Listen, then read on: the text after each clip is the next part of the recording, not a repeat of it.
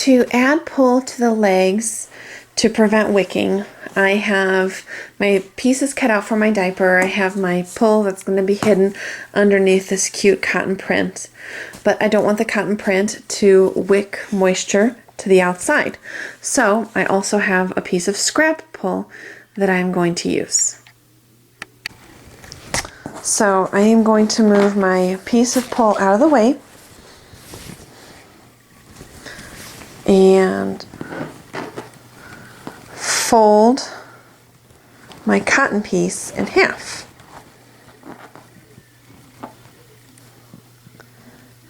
And line it up.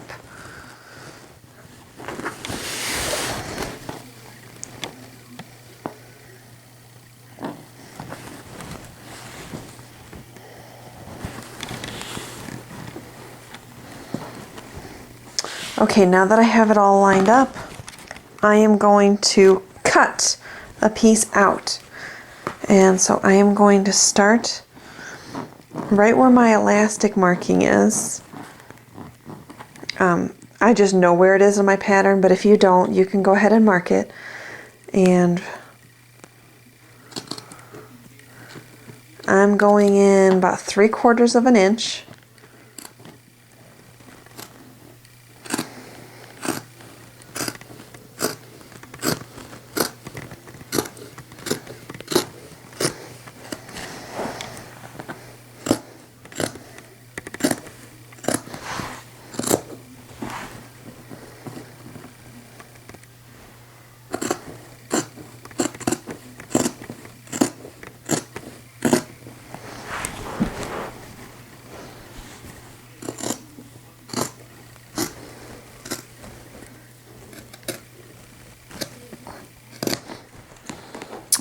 Okay.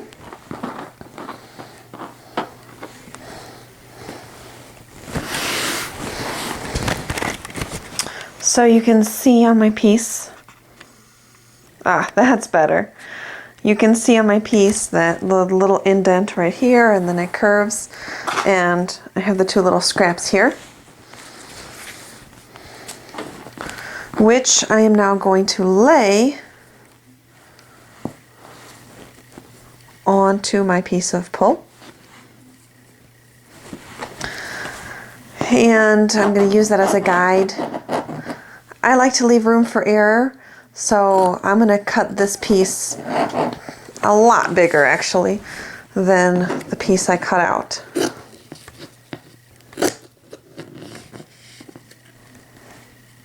But I just kind of want to follow the curve of the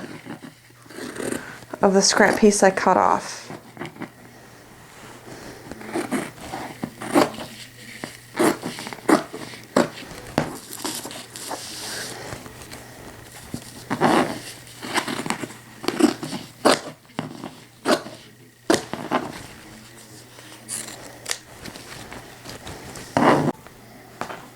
Okay, so just to give you a visual, I am going to just kind of set the pieces.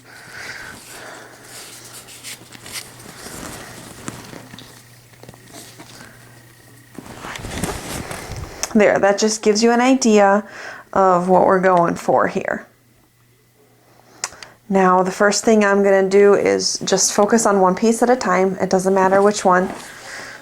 I'm going to go ahead and start with this one and move it closer to me.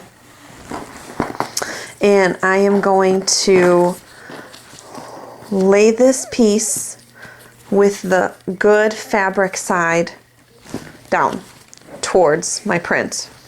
And I am not a pinner, but if you are, you can try it. And I'm going to go ahead and head to my sewing machine. Okay, so here at my sewing machine, I have my walking foot in. You definitely want to use a walking foot when you are sewing on the shiny side of the pull. So, okay, here we go. I have my fabric with my print side up and my piece of scrap pull with the shiny side up and the knit side down. And you're wondering, okay, now this doesn't fit anymore because now the curve goes the wrong way. True. But we are going to just go little by little and make it work. So I have just lined up the top of my piece of scrap pole with the very beginning of my indent here.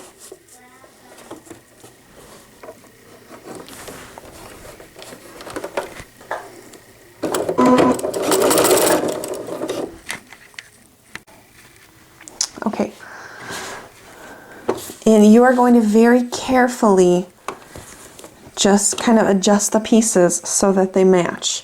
You want to be really careful, and I've made this mistake a lot, to not pull the pull, because if you do, then when you're all finished, your cotton fabric is going to be all bunched up and gathered, and that's not what we want, because that's going to make your diaper too small. So here we go.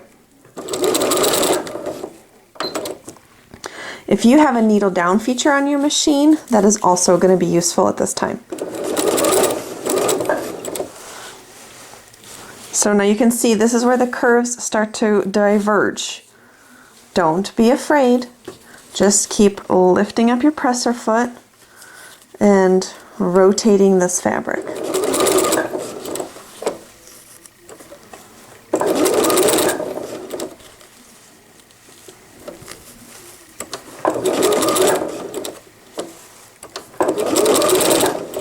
So I'm only sewing maybe 4 or 5 stitches at a time before I gotta rotate again.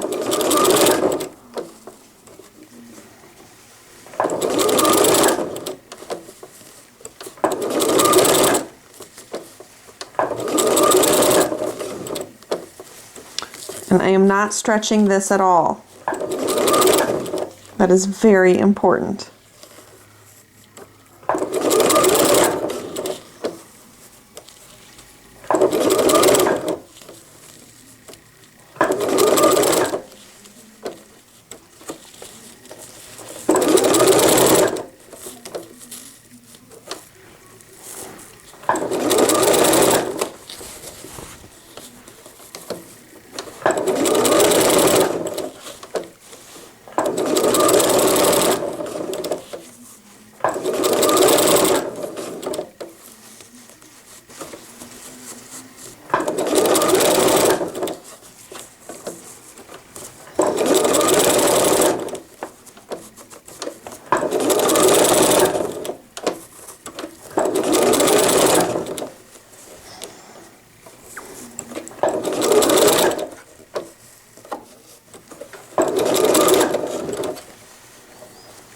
See how I'm just pulling this print over and pulling the pull over so that they match up.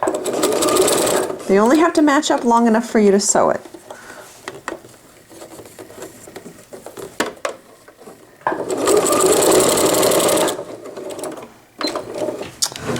Okay.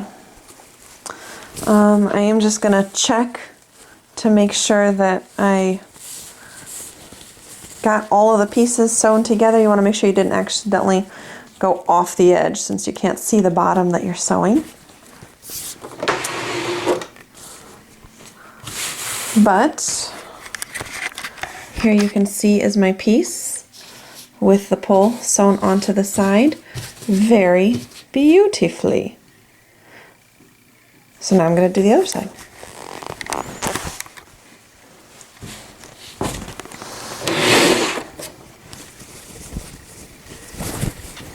So here we go, repeat. I have my cotton with the print side up and my pull.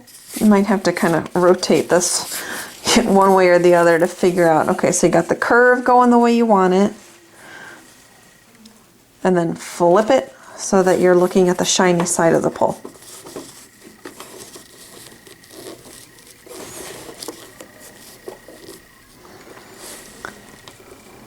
Line up your front so that they're together.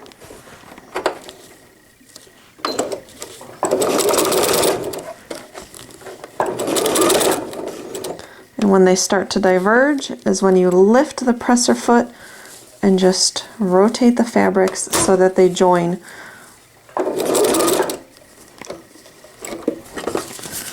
Just lifting and rotating stitch by stitch. Do not pull this.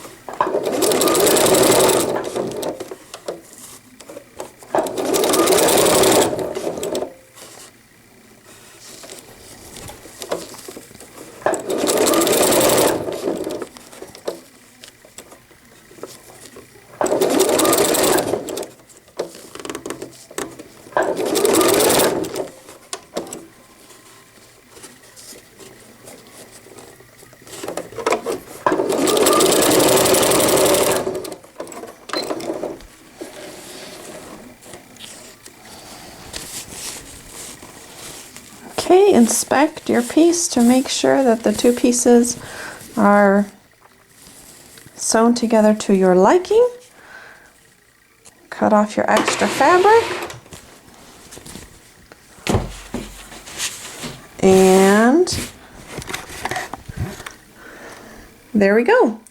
So now I have my pull strip attached, and yes, this piece is a little bit bigger than the piece that I cut off. And yes, these corners are a little curly. So when you go to actually sew, you're going to have to kind of hold things down in place a little bit. But now you can, oh, there we go. Now you can treat this just like the piece you were going to use before. Layer your pieces, and I leave this the way it is and cut off the extra at the end so that I can deal with the seam allowance later. Good luck.